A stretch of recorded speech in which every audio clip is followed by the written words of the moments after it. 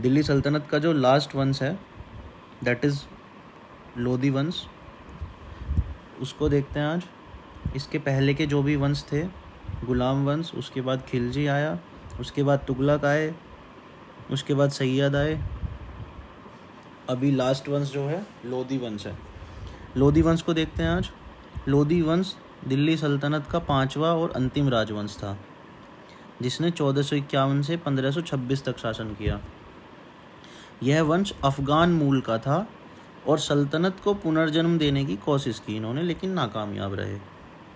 अंततः मुगल साम्राज्य के उदय के साथ इनका पतन हो गया।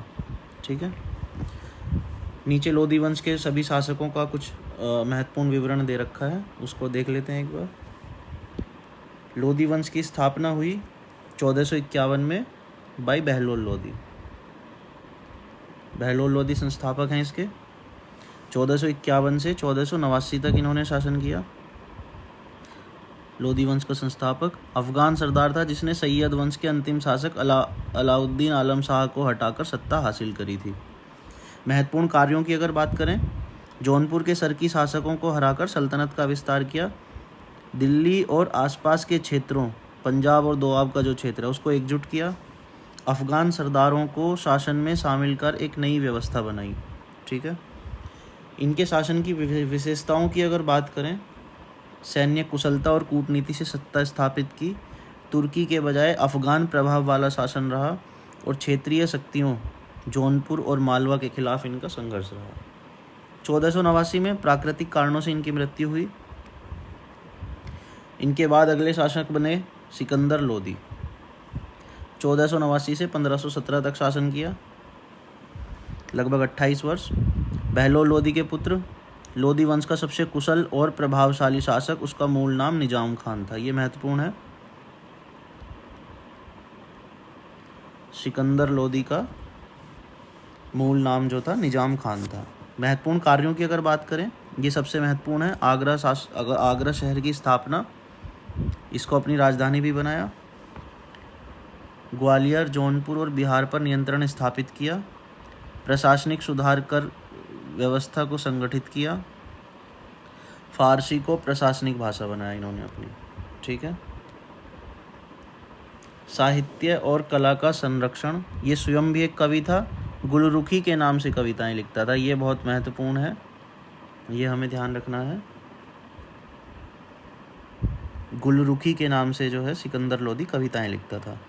धार्मिक नीति की अगर बात करें तो हिंदू मंदिरों पर कुछ प्रतिबंध लगाए। धार्मिक रूप से कट्टर व्यक्ति था। सल्तनत का पुनर्जन्म और स्थिरता और सैन्य और प्रशासनिक सुधार, ये इसकी महत्वपूर्ण विशेषताएं हैं। सांस्कृतिक विकास और अफगान प्रभाव का विस्तार हुआ और 1517 में बीमारी की वजह से मृत्यु हुई। सिकंदर लोधी के बाद गद्दी पर बैठा इब्राहिम लोधी 1517 से 1526 तक के लिए 9 साल के लिए शासक हुआ। सिकंदर का पुत्र था और लोधी वंश का अंतिम शासक था। कठोर था और अलोकप्रिय था, लोग उसको पसंद नहीं करते थे। महत्वपूर्ण कार्यों की अगर बात करें, ग्वालियर और राजपूत शासकों के खिलाफ अभियान चलाया। अफगान सरदारों के विद्रोह को दबाने की कोशिश की। विशेषताएं, कठोर नीतियों से सरदारों और जनता में असंतोष हुआ।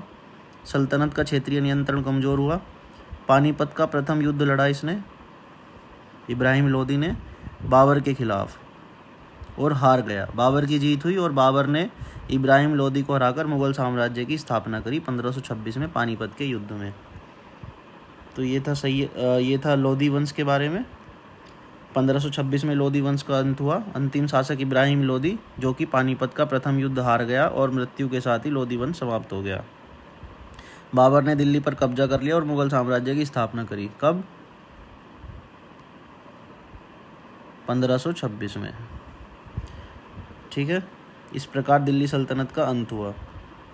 जो गुलाम वंश से शुरू हुई थी दिल्ली सल्तनत, वो लोधी वंश पर जाकर समाप्त हुई और मुगलों ने दिल्ली को कब्जा लिया। लोधी वंश